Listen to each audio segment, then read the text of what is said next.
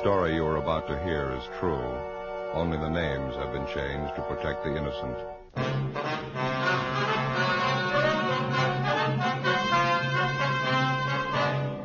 You're a detective sergeant. You're assigned a robbery detail. A man is pulled from his car on a deserted street. He's robbed, beaten viciously. His car is stolen. A criminal makes good his escape. Your job, find him.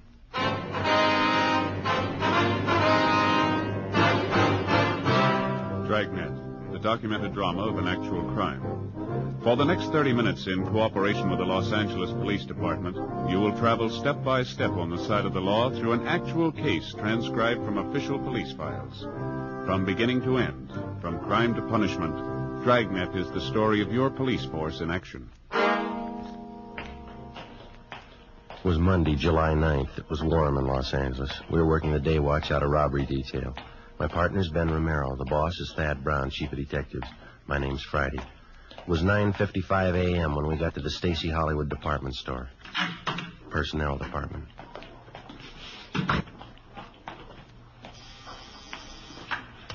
Stacy Hollywood. That would be the yardage department. Yes, ma'am, I'll connect you. Yes, sir, can I help you? Police officer. Yes, sir. I'd like to speak to one of your employees, Harvey Kimbrough. Just a moment, I'll page him for you. You got a match? Yeah. Here you are. Thank you. When I was a kid, I never could figure out what that was. What's that? The auto call system. To call employees to the phone. Rings all over the store, you know. Yeah, I know. Office? Yes, Mr. Kimbrough, there are 2 policemen waiting to see you on the 10th floor. All right. That was Mr. Kimbrough. He's on his way up. Thank you very much. Did I give you the crime report on this thing? No, I think you kept it, didn't you? Let's see. Stacy Hollywood. Oh, yeah. Yeah, here it is. Just a moment. Oh, say. Oh, wasn't he? What do you got there? They call them Pepto Pals. They're good. Try one. Well, what are they for? They coat the stomach. For stomach aches, you know, they're good. Well, I haven't got a stomachache. Oh. These gentlemen here, Stella? Yes, that's right. Are you Harvey Kimbrough? Yes, sir, that's right.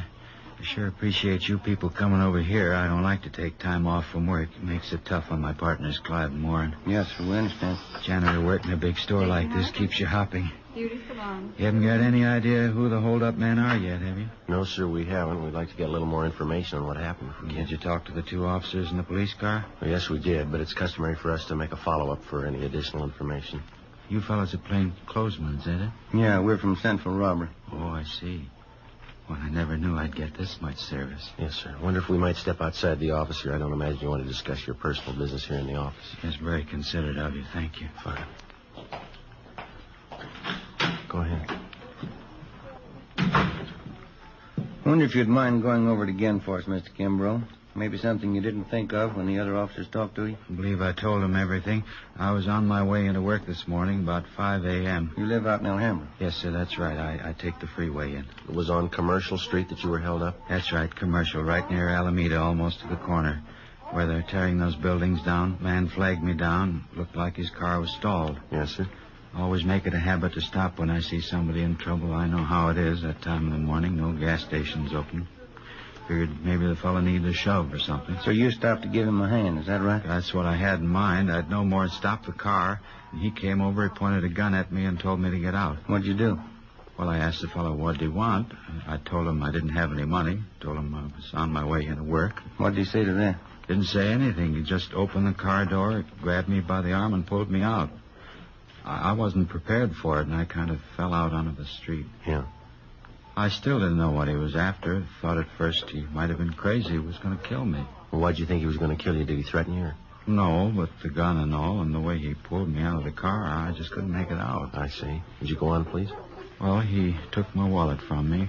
All the money I had, $14. And then he said, don't bother to get up and stay right there for 5 minutes after I leave. And then he bent down and he hit me in the face. What'd he hit you with? With his fist. Hit me right here in the mouth. You can see the cut right inside my lip here. Yeah. See, it bled pretty heavy. Yeah, it's a nasty cut.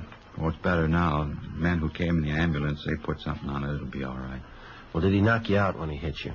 No, I saw him get into my car, and then the car parked up ahead took off, and this man who held me up, he followed my car. Mm-hmm. Well, do you have anything more on the description of the hold-up man or his car?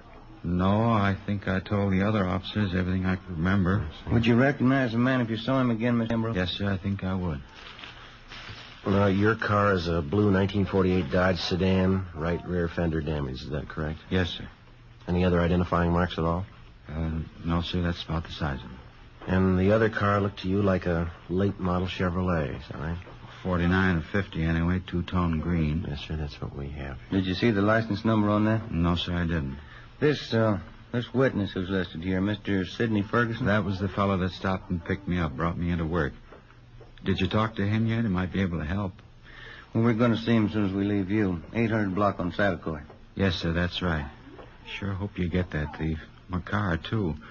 Awful hard to get around Los Angeles without a car. We'll do our best. I was just wondering, Mr. Kimbrough. Yes, sir, what's that? Well, you say that when the man hit you, he didn't knock you out. You weren't unconscious. No, sir, I was not. Well, did you try to locate a phone, call for help? I didn't have to. This Mr. Ferguson pulled up and stopped right away, and then the officers came.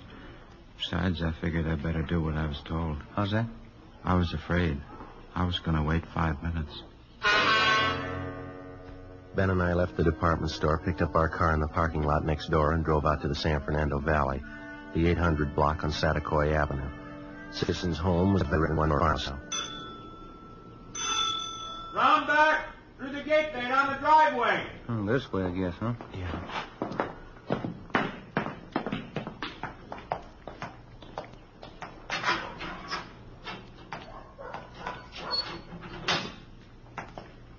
Hi there. This is the Ferguson house. Yes, sir. We're looking for Sidney Ferguson. Surely, I'm Sidney Ferguson. Police officers, Mr. Ferguson. About that holdup this morning out on Commercial Street. Yes, sir, that's right. This is Sergeant Romero. My name's Friday. Happy New Year. Excuse my wet hand. Been cleaning out my tanks. Oh, yes, sir.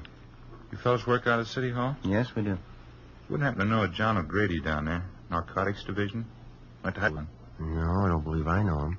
Ben? O'Grady? Yeah. Tall fella, kind of blonde, wavy hair? Yeah, that's right. Good-looking fellow. Yeah, I think I've seen him around. Good friend of mine. Wasn't that a shame this morning, that Kimbrough guy? Yeah, it was a rough one. The reason we came out to see is that we thought that maybe you could give us some additional information on it. Glad to give you all the help I can. I'd like to see you get that holdup, man. Mind giving us a rundown on what happened this morning? Not at all. It's around 5 o'clock this morning. I'm not usually up that time in the morning, but I was on my way back from Monterey Park. Generally try to make it down there at least once or twice a month. Go down to see Jack Robinson, an Aquarius friend I have down there. We swap fish. Yes, sir. I was on my way back, coming down Commercial Street, when I saw this man sitting on the side of the curb. Looked like he was hurt to me. I see. Wouldn't have noticed it, probably. It was pretty dark, but those two cars pulled out, one right after the other. Seemed to be in a big hurry. You pulled up to give Kimbrough a hand? Yes, I did. Of course, when I got close enough, I could see the guy had been kicked in the teeth. Bleeding pretty bad. Offered to take him to the hospital, but he said he didn't want to be late for work. Mm-hmm. After the officers came and talked to him and the ambulance men treated him, I drove him up to Stacy's Hollywood, dropped him off there. That's where he works, you know. Yeah. Well, the report says here that you got the license number of the getaway car, but you couldn't find the paper that you'd written it on when the officers interviewed you, then? Yes, I did, and that doesn't beat them all. What's that? Well, I had the piece of paper a few minutes before the officers got there. Guess I was more rattled than the Kimbrough fella. When I got home here this morning, there was a slip of paper right on the floor of my car. A little bit of a break, isn't it? Yes, sir, it is. I wonder if we could have it. You bet you can. Want to step inside? Fine, thank you. Don't mind the fish, officers. It's my hobby, tropical fish. Sure got a lot of them. Yeah. Let's see. Now, where did I put that piece of paper? I really wrote it down, believe me. I just misplaced it someplace here. I'm trying to get rid of some of the algae off the glass of the tanks. Joe, look at these. You ever seen anything prettier in your life? Yeah. Those are what they call clownfish, saltwater fish. Mm-hmm. Do you keep all tropical fish in salt water? Oh, no. Most of them are freshwater. That is, ones that breed good in captivity. Where do you get all these fish? You catch them? Oh, no. A place called Aquarium Stock Company out on Beverly. Uh-huh. Look there, Joe. Down the corner. See him over there? Yeah. That's a seahorse, Joe. Yeah, that's right. They're also kept in saltwater. Sure is interesting, huh, Joe? Yeah. How'd you fellas really like to see something you haven't seen before? What's that? Look in this tank here. Hoplochromos multicolor. That's a scientific name, commonly known as the Egyptian mouth breeder. Is that a fact? It's a little female there. She's one of the most sacrificing mothers in aquarium history. One of the strangest, too. How's that? Well, she lays her eggs in a small depression in the sand down there at the bottom of the tank. Well, how many eggs would that be? Usually 80 to 90. Now, here's the strange part. As the eggs are fertilized, she scoops them up in her mouth. She eats them? Oh, no. They remain in her mouth while they hatch. Well, how long does that take? Over 14 days. Well, how does she eat? That's just it. She doesn't. She doesn't touch food in any form for this 2-week period. Seems to just waste away. What happens then? Finally, the eggs hatch after 14 days, and the little fry comes swimming out of the mother's mouth. Yeah. And while the fry are growing up, first, you can hardly see them. They're so tiny. While they're growing up, if anything frightens them, quick as a flash, they're back in the mother's mouth. Well, that's certainly amazing. Joe? Yeah. Hoplochromos multicolor, commonly known as the Egyptian mouth breeder. That as big as they ever get? Yes, sir. 1 inch to 1.5 inches. It's hard to believe. The bedders are almost as strange. The male builds a bubble nest on the surface of the water. That's these in this tank. Oh, here's that paper. Hmm? The one I wrote the license number on. Oh, that's fine. I wonder if I could see that, please. Here you are. Thank you. You pretty sure of this number, Mr. Ferguson? Yes, I am. I got a good look at it. Well, thank you much, sir. Yeah, thank you. Not at all. Wish you could come over and spend a little time. You seem kind of interested in tropical fish. Yeah, well, maybe I'll do that sometime. Bye. Bye. Sir. Thanks very much. That's a good break if this license number checks out, huh? Yeah. That Ferguson's a nice fella. Yeah. Say, Sergeant Romero. Yes, sir? You almost forgot. I meant to ask you. What's that? About 5 weeks from now. Yeah? How'd you like a nice pair of baby Egyptian mouth breeders?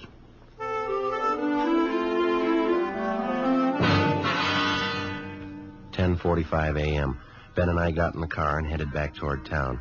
I called communications and had them check the license number Ferguson gave us through DMV. They called back and told us that the car was a 1949 Chevrolet 4-door sedan. The registered owner was a Jack B. Grant, 19112 Beacon Street. It was in the southwest part of Los Angeles. It was a large, old-fashioned residence that had been converted into a rooming house. We checked with the landlady, a Mrs. Ida Fisher. He's been with me here about 8 months. What time did you say Grant left this morning, Miss Fisher? Well, it was pretty early. Must have been around 4 a.m. when I heard him go out. He came back in again about 8 o'clock this morning, parked his car, and then he drove off with some other man. Would you happen to know the other man? No, I wouldn't. I just saw him drive off. Where does Grant park his car, ma'am? Around back in the garage. Wonder if you'd mind if we take a look? I know, that's all right. You just go right around the back there down the drive. Thank you very much, ma'am. Now, there's 2 cars parked in there. The black Ford belongs to Mr. Spencer. Yes, ma'am. Thank you. And the 19 and 49 Chevrolet, that's Mr. Grant's. We checked the car and the license number. It matched the description given us by the victim, Harvey Kimbrough, and the witness, Sidney Ferguson. Together with Mrs. Fisher, we checked Jack Grant's room. We found nothing of importance. His clothing and personal effects were all there, nothing to indicate that he wouldn't be back. We told the lady that we're placing the house under surveillance, and if Grant should return, not to say that we'd been there. She agreed and offered further assistance. She said she'd signal us by raising and lowering her front window curtain when Grant returned. We parked down the street, called the office, and advised them we were on stakeout. 2 men were sent out, and they covered the back entrance. Ben and I covered the front.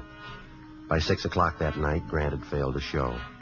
9 p.m., still nothing. 11 p.m.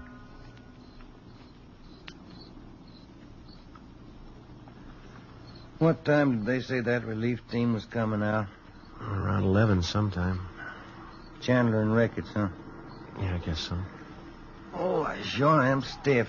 Feels like needles all over my body. Been about 12 hours, hasn't it? Yeah. Just like driving up to San Francisco. Wife always makes me drive all the way. When I climb out of that car, I'm as stiff as a board. Car pulling up down the street there. Yeah.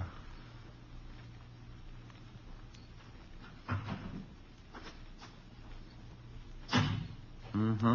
That's Ricketts.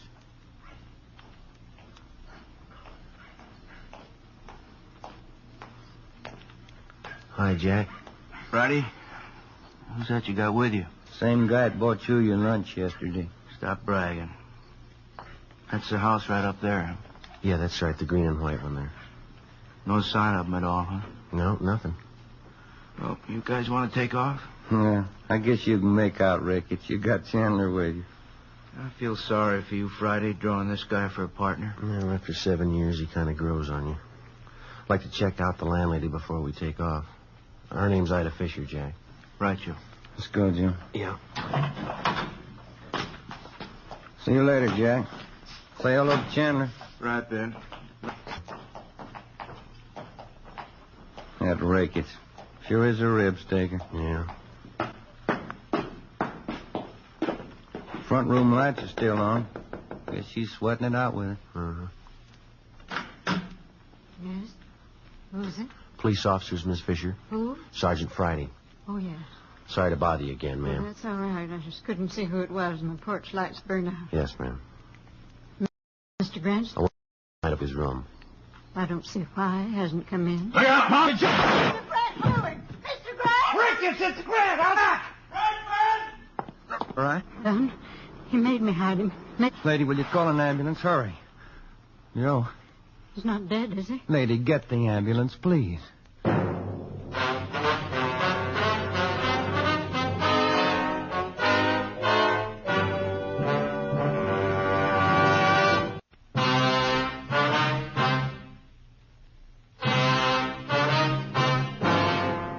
Monday, July 9th, 11:28 p.m.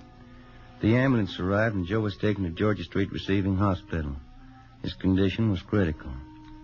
Despite the fact that the other men on stakeout at the house had closed in as quickly as possible, Jack Grant somehow succeeded in jumping out a side window and making good his escape through a maze of neighboring backyards. The men at the scene began a search of the immediate area. I called in and communications got out a broadcast on an APB. A special detail of men and cruiser cars was rushed to the scene and a blockade thrown up around the area. I stayed on and worked with Ricketts and Chandler.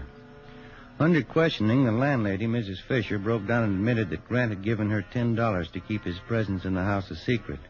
He told us that when we'd searched the suspect's room earlier, he had hidden in the cellar. She was taken into custody. 1:30 a.m. I got a relief and I went downtown to the Georgia Street Receiving Hospital. P&F ward. We removed one slug from the upper thoracic region, another one from his right shoulder.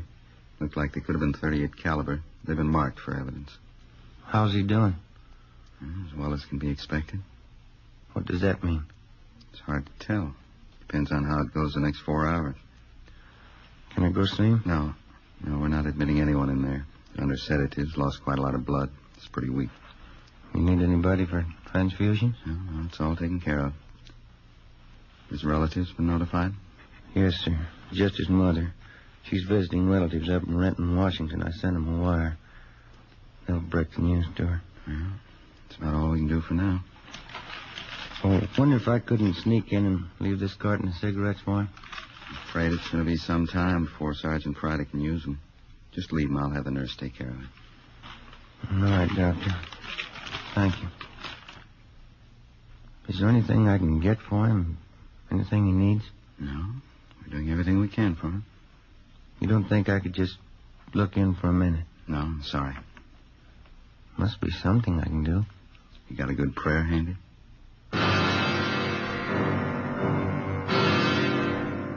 2 a.m. I left Georgia Street Receiving Hospital and drove back to the scene of the shooting. The search for the suspect, Jack Grant, was still going on. The neighborhood was checked and rechecked.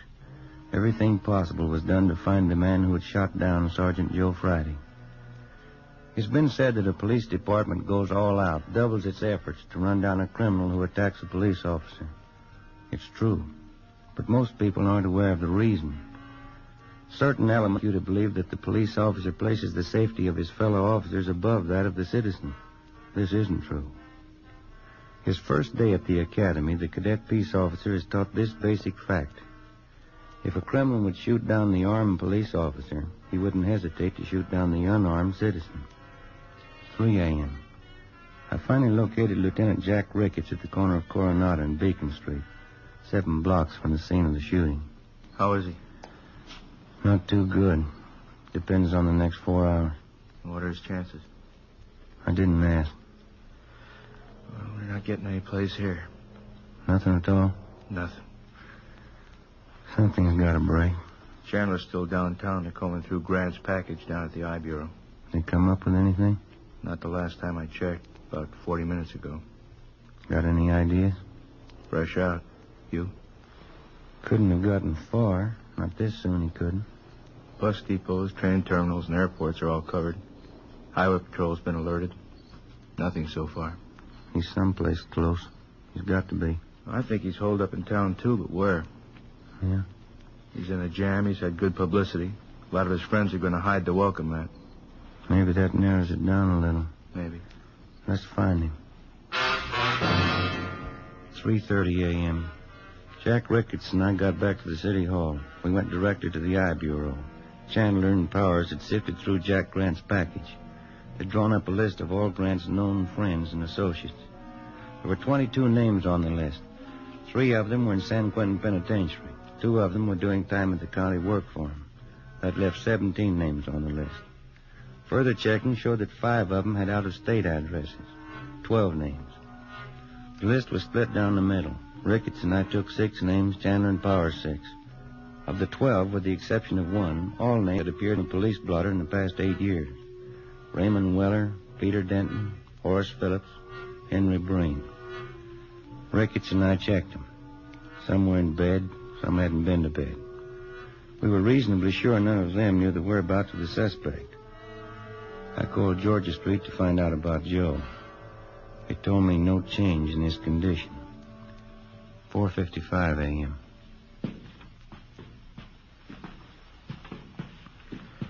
After this one, we get a quick bite to eat, huh? You don't look so good. I'm not hungry.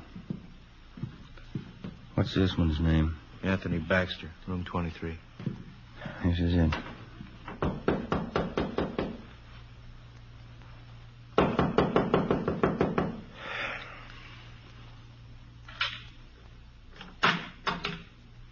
Yeah. Anthony Baxter? Yeah. Police officers, we want to talk to you. It's a fine hour to get a guy out of bed. You always sleep with your clothes on? Let's step back there in the room. Hey. What's going on? You a friend of Jack Grant's? Why? You know Jack Grant? Why? Jack Grant's a friend of yours? I'm not going to tell you anything till I know why. You want to talk here or downtown? I got a right to know what it's all about. Get your hat and coat. You just want to know if I know Jackie Grant, is that all? You want to get that coat and hat? I know Grant. Where is he? I don't want to get mixed up in anything. You're mixed up in it already. You know him. You know, that's the trouble with you guys. Guy tries to walk the straight and narrow, and you guys come around and try and push him into a corner. Where's Grant? Look, I've been in jail, and I did my time. You haven't got anything on me. Baxter, let's get this straight. We're not after you. We're after Grant. We didn't come here to push you around. We don't want you to push us around. And where is he? I'm going to tell you something. I don't like being talked to this way, and I'm not going to stand for it. I got certain rights, and I'm going to stand on them. No, you listen to me. A friend of mine's lying in the hospital because of your pal Jack Grant. He put 2 bullets in him. Now I'm tired, and I'm out of his work. Where is he? All right, Ben, it's all right. It's the last time around, Baxter. Tell us where Grant is or we go downtown. Come on, quick. Hotel Filbert, room 605. 5:27 a.m. We located the Filbert Hotel on North Crocker Street. On the way over, we called in and told them what we'd found. Chandler and Powers met us outside the hotel.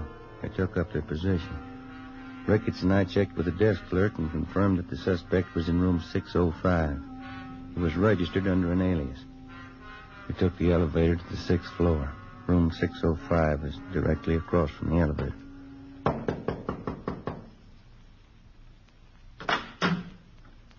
What is it? Police officer. Watch your pants. Now keep your hand out of that pocket, Grant. I wouldn't want to shoot you. 5:42 a.m. Ricketts and Chandler took the suspect into custody. It was 6:03 a.m. when I got to Georgia Street Receiving Hospital, P&F ward. Sergeant? How is he? You can go in. Don't stay too long. Thanks.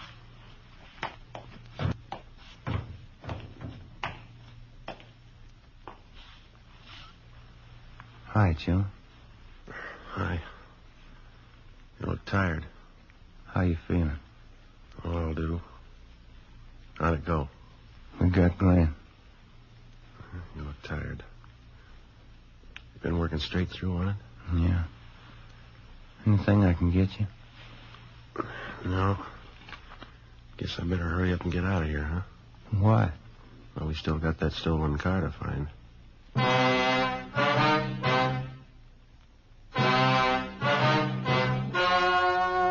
Story you just heard was true.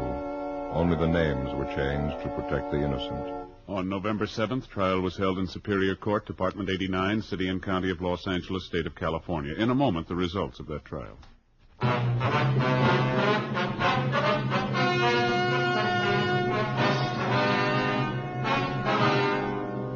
Jack Grant was tried and convicted on one count of assault to commit murder. He and his accomplice were convicted on several counts of first-degree robbery. Assault to commit murder is punishable by imprisonment from 1 to 14 years. First-degree robbery by imprisonment from 5 years to life. The landlady, Ida Fisher, was placed on probation.